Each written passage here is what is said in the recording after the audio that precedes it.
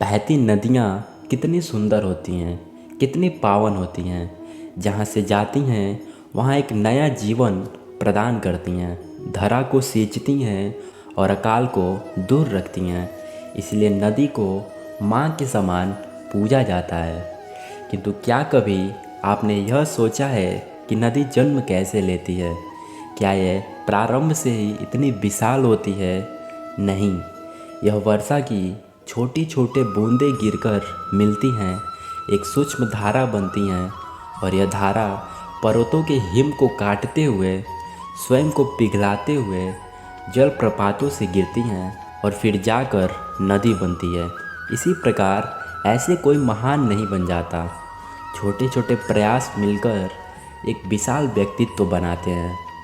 इसीलिए जीवन में प्रयास करते रहें, अस्तित्व अपने आप बन जाएगा। बबूल का पेड़ कितना विशाल होता है, कितना विशाल होता है। पीपल का पेड़ भी विशाल होता है। किंतु क्या आपने कभी सोचा है क्यों बबूल के पेड़ को काट कर उसका उपयोग किया जाता है और क्यों पीपल के पेड़ की पूजा की जाती है? वो इसलिए क्योंकि पीपल का पेड़ उसके नीचे बैठे पथिक को छाया देता है, अपने डाल पर असंख्य पंछियों को बसेरा देता है, किसी को कांटे चुभाकर दूर नहीं करता बल्कि उसे शीतल छाया देकर उसकी थकान हर लेता है। इस संसार में यदि सम्मान पाना है तो पीपल की भांति ही बनना होगा। कुछ देना सीखो, आनंद, सुख, शीतलता बांटना सीखो और कांटों की भांति कभी भी किसी को कष्ट न दो। सम्मान स्वयं आपके पास चल कर आएगा। जीवन में गंभीर होना अच्छी बात है, किंतु हर बात को यदि गंभीरता से लेने लगोगे तो जीवन का आनंद समाप्त हो जाएगा। यह संसार नश्वर है, यहाँ पर ऐसा कुछ भी नहीं जो सदा के लिए जीवित रहेगा।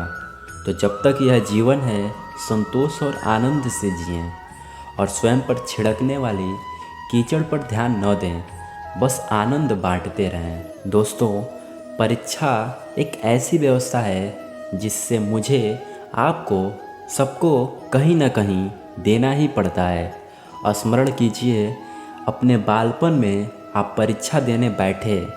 अब कुछ बालक ऐसे होते हैं जो वर्ष भर परिश्रम करते हैं, पढ़ते हैं, मन से परीक्षा देते हैं, और वहीं कुछ बालक ऐसे होते हैं जो अपने आसपास बैठे बालकों की नकल करते हैं और परीक्षा में भी उत्तीर्ण हो जाते हैं। बुरा लगता है यह सोचकर कि कोई बिना परिश्रम के परीक्षा में उत्तीर्ण कैसे हो सकता है।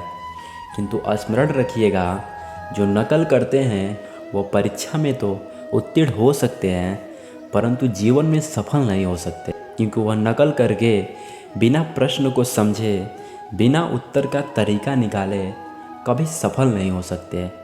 यही हमारे साथ भी होता है।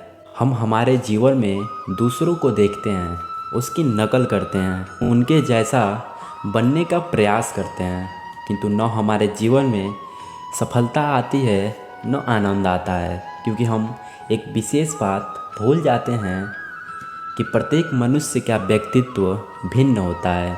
आप दूसरों की नकल करके अपना जीवन व्यतीत कर सकते हैं, किंतु यदि आपको अपने जीवन में सफलता लानी है, यदि अपने जीवन में आनंद लाना है, तो स्मरण रखिए, स्वयं के प्रश्नों का उत्तर जीवन में स्वयं ही खोजना पड़ता है।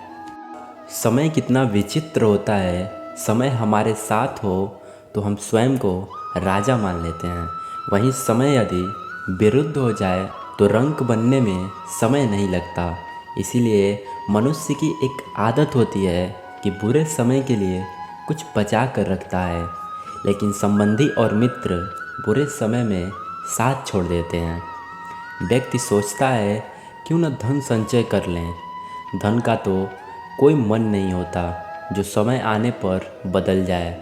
संसार कहता है धन का संचयन करते रहो, बुरे समय में काम आएगा। मैं कहता हूँ शुभ काम करते रहो, आनंदित रहो, स्वयं पर और ईश्वर पर भरोसा रखो, बुरा समय कभी आएगा ही नहीं। दुनिया में परोपकार सबसे बड़ा धर्म है और दूसरों की सहायता इस दुनिया का सबसे बड़ा कर्म है। जीवन में दूसरे से उम्मीद कम और खुद पर विश्वास ज़्यादा रखिए। ज़िंदगी में बेशक हर मौके का फ़ायदा उठाओ, मगर किसी के हालात और मजबूरी का नहीं। भीख और सीख ठोकरें खाकर ही मिलती है। जीवन में किस्मत पर नहीं, अपनी मेहनत पर गुरूर होना चाहिए। ज़िंदगी जीने के लिए पिता की दौलत नहीं, बल्कि पिता का साया ही काफ़ी है। दुनिया आपके हिसाब से नहीं चलती, बल्कि आपको इस दुनिया के हिसाब से ढलना पड़ता है। आपका नज़रिया सबसे अधिक मायने रखता है कि आप अपने जीवन में होने वाली घटनाओं को अवसर के रूप में देखते हैं या फिर कमी के रूप में। जो खुद खुश रहते हैं उनसे दुनिया खुश रहती है। जो जीवन में छोटी मुश्किलों को देखकर ही घबरा जाते हैं, वो कभी भी बड़ी सफलता का अधिकार नहीं रखते। दूसरे के ऊपर भरोसा रखने वाले दूसरों की गुलामी करते हैं, लेकिन खुद पर भरोसा करने वाले बेखौफ जीते हैं। मुश्किलें जीवन का दूसरा नाम है, क्योंकि जब मुश्किलें नहीं होंगी तब जीवन का कोई अस्तित्व नहीं रह जाता।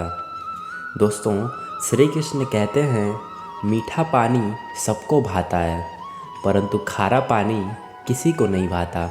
अब सोचने वाली बात यह है कि मोती समुद्र की गहराइयों में ही बनता है। खारे पानी के मध्य रहकर हर क्षण भक्षकों से टकराकर अपने अस्तित्व को दांव पर लगाकर ही सीप मोती प्रदान कर पाती है। कभी सोचा है क्यों? क्योंकि बिना संकटों का सामना किए बिना आपको सुख प्राप्त नहीं होगा। इसीलिए निडर होकर संकटों का सामना कीजिए।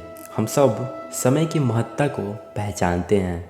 समय ही हमें बनाता है, समय ही हमें नष्ट कर देता है। कभी समय ठीक चलता है तो कभी बहुत ही खराब समय आता है।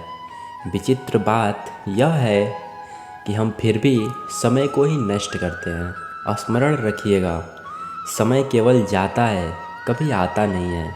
इसीलिए समय की प्रतीक्षा में समय व्यर्थ न करें। जो भी करना है आज अभी इसी क्षण प्रारंभ करो।